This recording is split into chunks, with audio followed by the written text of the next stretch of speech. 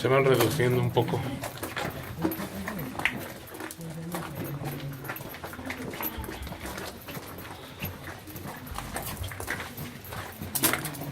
Pony. Son pasillos muy largos. Ahorita que lleguemos a ver los cráneos, seguiré reportando. Bye.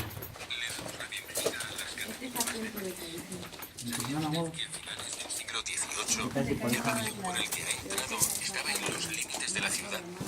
Más allá solo había arrabales y campos. Ha descendido 132 escalones.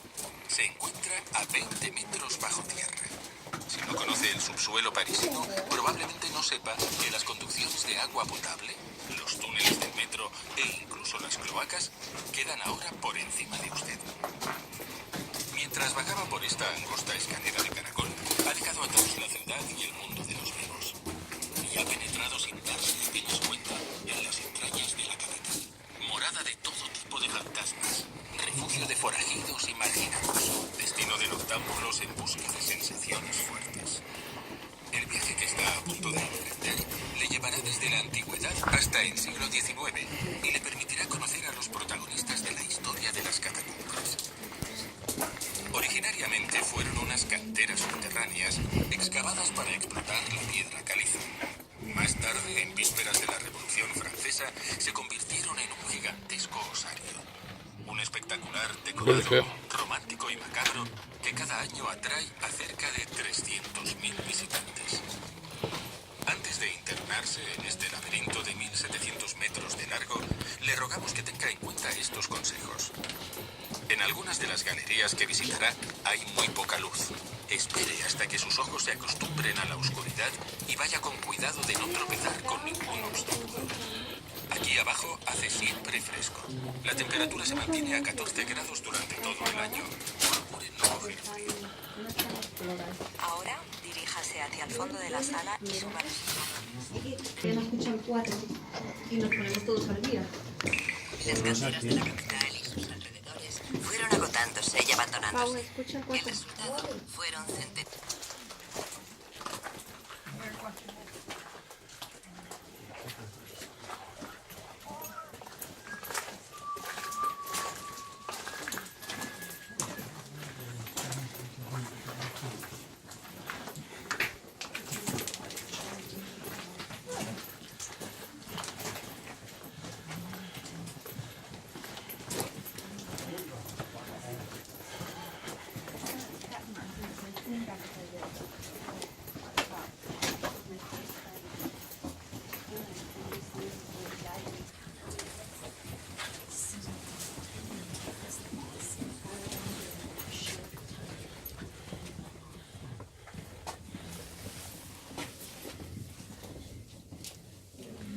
Esta zona está prohibida. Solamente hacen fiestas rifa allá adentro.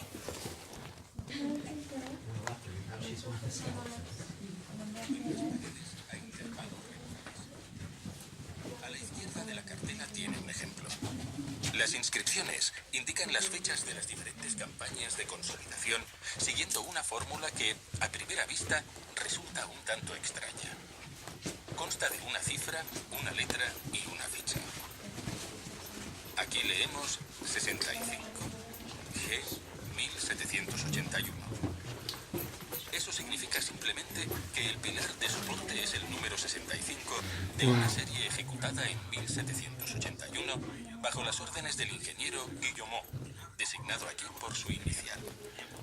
Las placas grabadas indican los nombres de las calles en superficie y permiten orientarse a lo largo de los 250 kilómetros de galerías subterráneas que recorren la margen izquierda del Sena.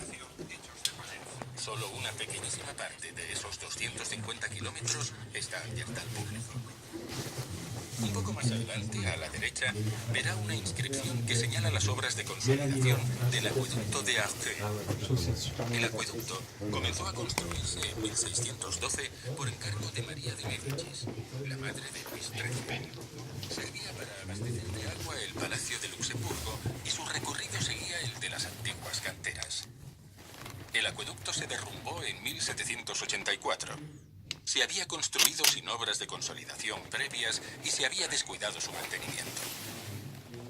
¿Se ha fijado en la línea negra que recorre la galería por encima de su cabeza? En el siglo XIX, antes de la introducción de la electricidad, servía para que los visitantes no se perdieran. Siga avanzando por la galería y luego gire a la izquierda.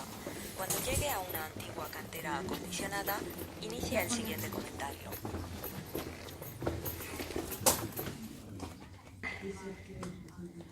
Acérquese al espacio iluminado donde verá un murete de piedra encajado entre pilares. Está usted en lo que llamamos el taller. Esta antigua cantera se emplea para mostrar a los visitantes las diferentes técnicas que utilizaban los canteros antes de las obras de consolidación. A la derecha, por ejemplo, verá un pilar tallado directamente en la roca. Jean-Pierre Gély. Al inicio de la explotación de las canteras subterráneas, los canteros dejaban masas de caliza en forma de pilares para sostener las masas rocosas que quedaban encima de las canteras. Estos pilares de entorno vaciado que llamamos pilares rodeables, sencillamente porque se podía dar la vuelta a su alrededor y que encontramos a intervalos regulares, servían para evitar que se derrumbase el cielo o techo de la cantera. En el siglo XV, los canteros empezaron a aplicar una nueva técnica. Extraían toda la masa de caliza sin dejar ningún pilar como los que acabo de describir y apuntalaban el techo de la cantera mediante pilares de mampostería que construían con grandes bloques de piedra. En esta galería se ven perfectamente. Además, los escombros se colocaban entre muros de contención hechos de pared seca. Estas canteras apuntaladas mediante obras de contención y relleno solo se encuentran en la región parisina y responden a una técnica muy evolucionada. Los pilares de mampostería presentan un cierto grado de elasticidad que les permite comprimirse y deformarse. Soportan mejor la presión del techo que los primeros pilares tallados directamente en la masa de caliza. En aquellos, la roca se debilita y puede terminar por resquebrajarse. Si esta cantera le parece pequeña, recuerde lo que ocultan los muros de contención. Decenas de metros de los que se extrajo piedra y que posteriormente se rellenaron con escombros. Sylvie Robin, conservadora jefe. Algo más adelante, a la derecha, podrá contemplar, justo debajo, una galería en pendiente en la que alternan los antiguos pilares de mampostería, construidos con bloques de piedra irregulares superpuestos a mano, y las hileras de arcos labrados que le dan a este lugar su majestuoso aspecto arquitectónico.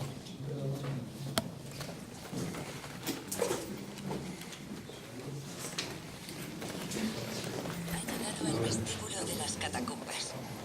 Está usted a punto de internarse en el laberinto de 800 metros que es este inmenso osario. La denominación de catacumbas responde al deseo de evocar los antiguos osarios de Roma y Nápoles, donde los cristianos enterraron a sus muertos durante los primeros siglos de nuestra era. Las catacumbas de París son muy posteriores, de finales del siglo XVIII, y nacieron de la necesidad de sanear el centro de la ciudad, donde los cementerios, ya saturados, creaban problemas crecientes de insalubridad. El cementerio de los Inocentes, situado cerca del actual Forum des Halles, acogía desde el siglo XIII los restos mortales de los parisinos fallecidos en 22 parroquias de la ciudad, así como los cadáveres procedentes del Hospital Hotel Dieu y de la morgue. En el siglo XVI se habían construido osarios alrededor para vaciar las fosas repletas y dejarlas de nuevo disponibles.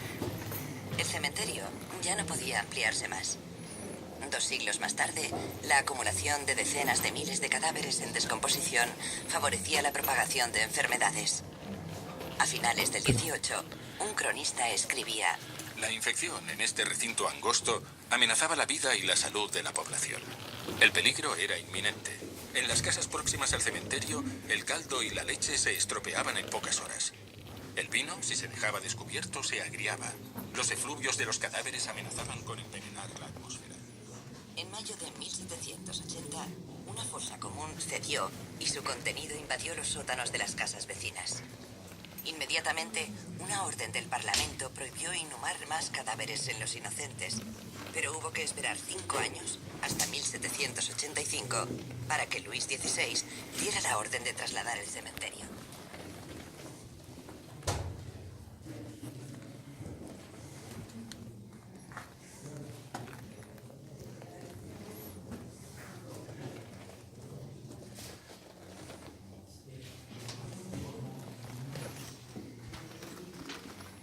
Inspector general de canteras, que velaba por la consolidación del subsuelo. Eligió las antiguas canteras del llano de Montsouris, a las afueras de París. En concreto, un lugar llamado Tombe-Pissoir. El 7 de abril de 1786, las autoridades eclesiásticas bendijeron y consagraron las catacumbas. El traslado de las osamentas ya podía empezar.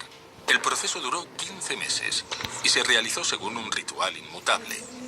Los carros fúnebres atravesaban la ciudad al anochecer, cubiertos por un velo negro.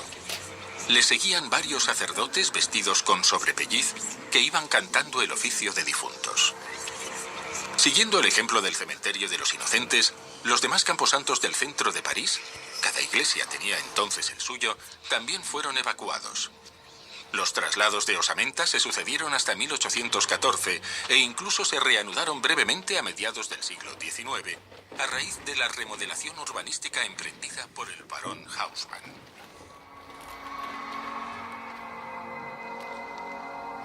Las osamentas se bajaron desordenadamente a través de pozos y se amontonaron sin distinción de cuna, en algunos lugares hasta formar muros de 30 metros de grosor. Se estima que son los restos de más de 6 millones de parisinos, entre los que se encontrarían personajes tan importantes como Rabelais, Racine, Lully, Pascal, Danton, Robespierre y el mismo Guillemot, inspector general de canteras. Acérquese ahora a la puerta de entrada del osario e inicie el siguiente comentario. Le recordamos que está prohibido tocar las osamentas o fotografiarlas con flash.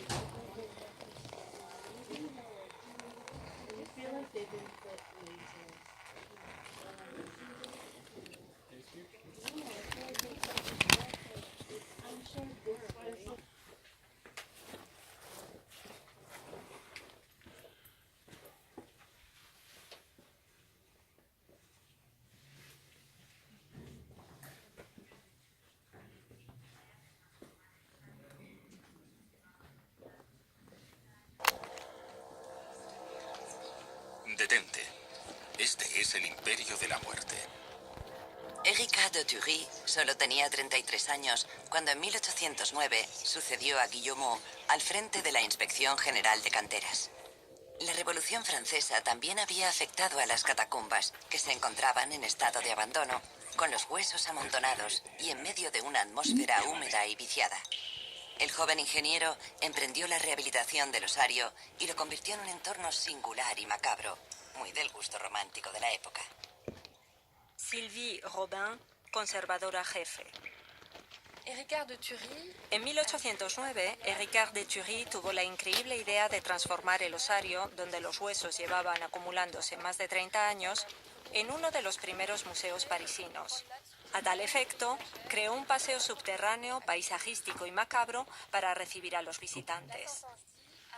La sentencia "detente, este es el imperio de la muerte" tiene una gran importancia porque sobrecoge. Se trata de una frase lapidaria, un apóstrofe que a menudo nos interpela desde las inscripciones funerarias antiguas y que invita al transeúnte a destinar tiempo a reflexionar y meditar sobre los muertos. Y el imperio de la muerte es una expresión muy amenazadora. Procede de un sermón de Bossuet y advierte al visitante de que aquí está pensando en otro mundo. Este verso, esta advertencia dirigida al visitante, es la primera de una larga serie de sentencias que le acompañarán a lo largo del recorrido. Fueron escogidas personalmente por Erika de Thury, que deseaba, según sus propias palabras, romper la siniestra y negra monotonía de este inmenso osario con inscripciones extraídas de las Sagradas Escrituras y de la obra de poetas y filósofos de todas las épocas. Reunir las sentencias más bellas sobre nuestra existencia y su fragilidad, sobre la muerte y la esperanza en otra vida. Una idea tan dulce y necesaria como consoladora para los desdichados. Erika de Thury También mandó grabar las losas que le permitirán identificar el origen de las osamentas y la fecha de su traslado.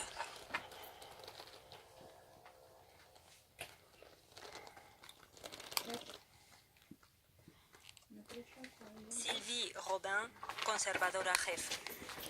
Pouvez voir au tournant. Al girar podrá ver un muro de huesos que se restauró en noviembre de 2015. Esta pared amenazaba la ruina. La base estaba muy deteriorada porque los materiales orgánicos son muy sensibles a la humedad, así que decidimos restaurarla. Un equipo especializado realizó 2 campañas anuales bajo la supervisión de un restaurador. La intervención duró una semana y de hecho se procedió a desmontar todos los huesos, clasificándolos y volviéndolos a colocar en su sitio uno por uno, con arreglo al modelo original que alterna cráneos y fémures. En la base se puede observar que existe una capa de piedra instalada especialmente para aislar este cúmulo de huesos del suelo. Se puede contemplar la perfecta alineación de toda la pared. Ahora vamos a proseguir con el itinerario hasta la Fuente de la Samaritana. La finalidad de todas las decoraciones que introdujo Héricard de Thury era embellecer los pilares de contención que sostenían el techo de la cantera, pero la Fuente de la Samaritana es un auténtico pozo que se encontraba aquí desde el principio.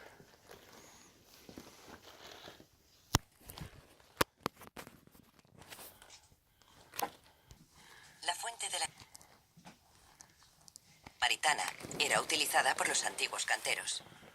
En torno a ella se construyó una placita circular con paredes hechas de osamentas del cementerio de los inocentes.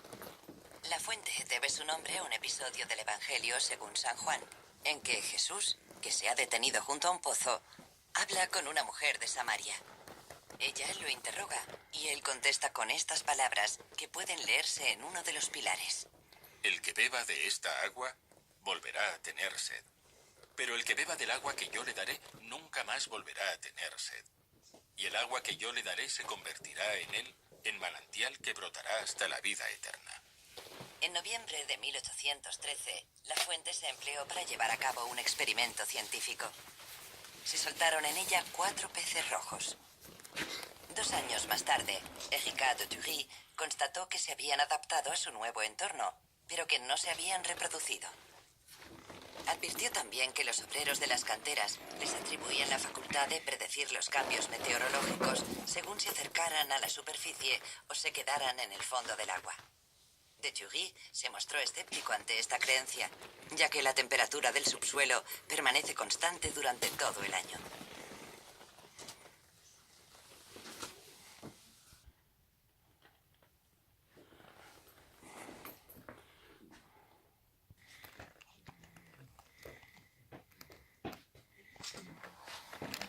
El 29 de agosto de 1788 llegó a las catacumbas de Tombe-Issoire un cargamento de cadáveres de obreros, burgueses y guardias. Los habían recogido de las calles, del Pont Neuf, de la Place de Grève, de las inmediaciones del Palacio de Brienne. El cese del ministro de Finanzas de Luis XVI, que no contaba con el apoyo del pueblo y acababa de declarar el reino en bancarrota, había provocado 2 días de disturbios sangrientos. El rey se vio obligado a convocar los Estados Generales, una asamblea extraordinaria que marcaría el inicio de la Revolución Francesa. Los muertos de los disturbios de agosto de 1788 no son los únicos que fueron trasladados a las catacumbas. Los 3 monumentos funerarios que se encuentran aquí son testimonio de algunas de las revueltas populares que tuvieron lugar justo antes de la Revolución, en 1788, o durante la Revolución, en 1789 y 1792. La lápida es la única que hay en las catacumbas. Originariamente adornaba la tumba de Françoise Gélan, fallecida en 1821. Gélan consagró su vida al objetivo de liberar a Latude, célebre prisionero de la fortaleza de la Bastilla.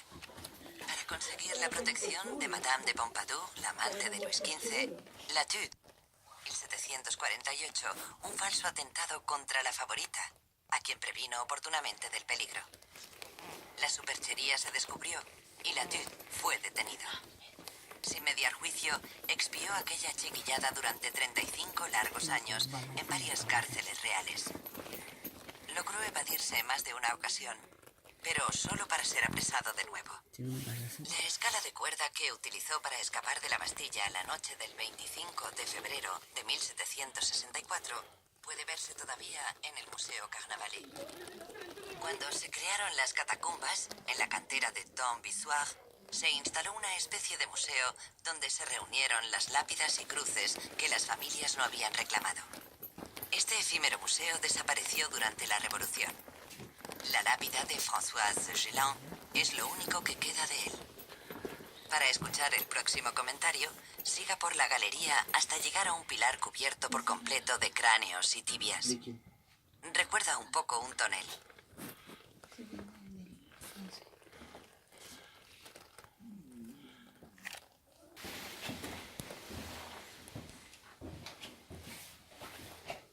En esta cripta, que era entonces la más amplia, se celebró el 2 de abril de 1897, entre la medianoche y las 2 de la madrugada, una extraña ceremonia.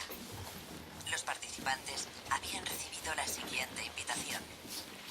Se ruega su asistencia al concierto espiritual y profano que tendrá lugar el viernes 2 de abril de 1897 en el Osario de las Catacumbas de París, con la participación de artistas musicales muy destacados.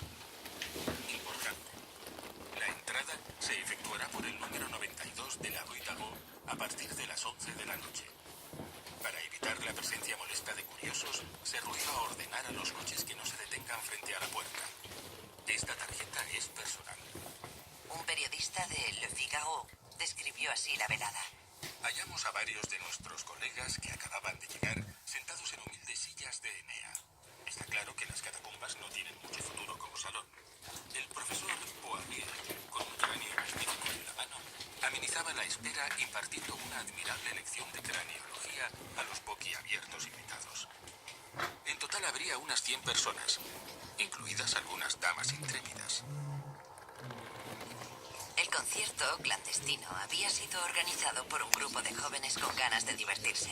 Conocían a un ingeniero de las canteras que había prometido hacer la vista gorda.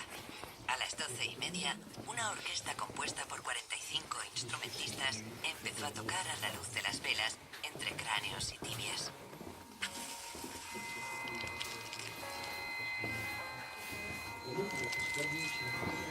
¿Ya no vas a oír?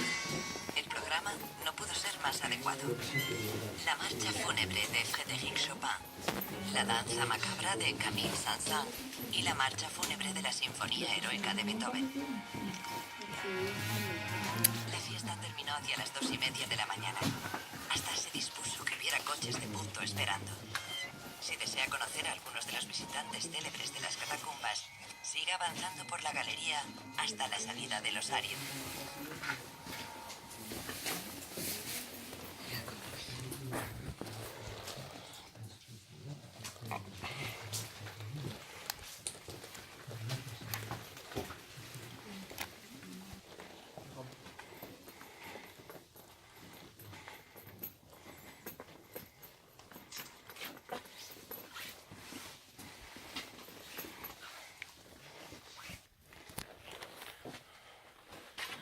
Aquí lo impresionante de ver es que son túneles y túneles y túneles llenos de huesos. Miles de millones de personas enterradas aquí.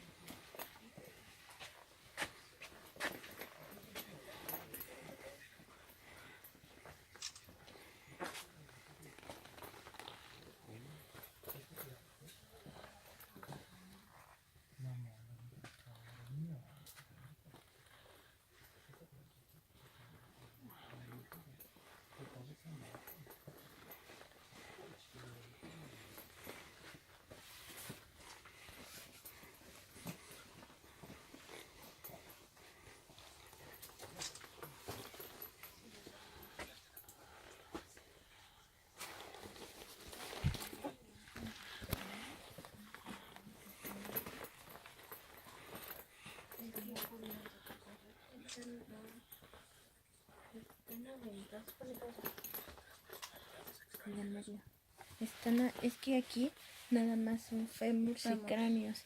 Y atrás dijeron que eran los huesos así débiles, como las quijadas de estas mandíbulas y los dedos de las manos que se rompen. Y pues eso nada más es como de relleno atrás. Pero enfrente solo usan fémur y cráneos.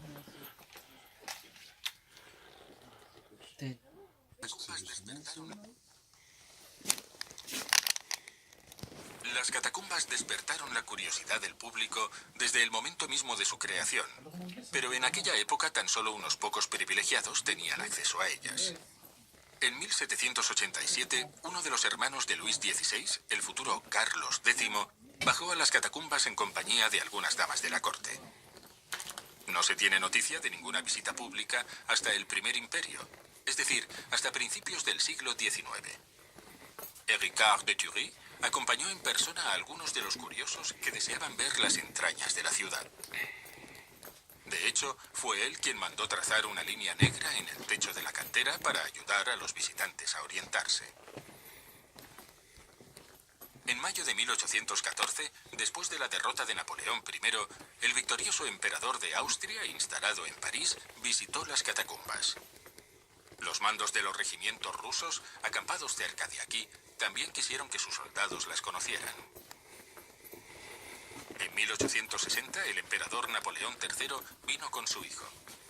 7 años más tarde, con ocasión de la Exposición Universal, las catacumbas recibieron la visita de Bismarck, primer ministro prusiano, y de otras personalidades extranjeras como el príncipe Oscar, futuro rey de Suecia. También sabemos que Ricard de Thury había habilitado en una galería vecina un gabinete de mineralogía en el que exponía fósiles y curiosidades minerales encontrados en las canteras. También se exponía una colección llamada patológica, en la que Thury había reunido osamentas deformes o de proporciones anómalas como muestra de la variedad de enfermedades que podía sufrir cámaras, el esqueleto para que no humano. vayan a Estas dos hacer colecciones fueron tomar retiradas fotos a con finales nada. del siglo XIX. Las catacumbas también fueron una fuente de inspiración para artistas como Félix Nadar, uno de los fotógrafos más famosos del siglo XIX.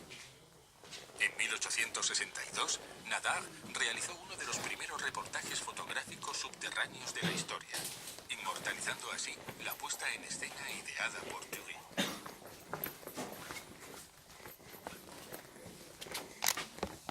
Vías que va a recorrer a lo largo de la visita se construyeron en antiguas canteras de caliza, material muy utilizado en la construcción de los edificios de París. ¿Cómo se formó esta caliza? Escuche las explicaciones del geólogo Jean-Pierre Gély, especialista en el subsuelo de la capital. Hay que ir 45 millones de años atrás. En aquella época hacía 20 millones de años que los dinosaurios habían desaparecido y el mar aún ocupaba la región parisina. Era un mar poco profundo, de unos 30 metros de profundidad. Un mar cálido, tropical, muy rico en organismos marinos. En el fondo de este mar iba depositándose lentamente un limo calcáreo. Esta acumulación de barro calcáreo fue solidificándose, litificándose, convirtiéndose en la piedra caliza que aún puede verse hoy en día. Para descubrir cómo se explotaron las canteras de caliza, siga avanzando por la galería e inicie el siguiente comentario. Ese fue el primer comentario que no grabé. Pues hasta aquí se acaban las catacumbas. Ese fue todo mi reportaje. Hasta pronto.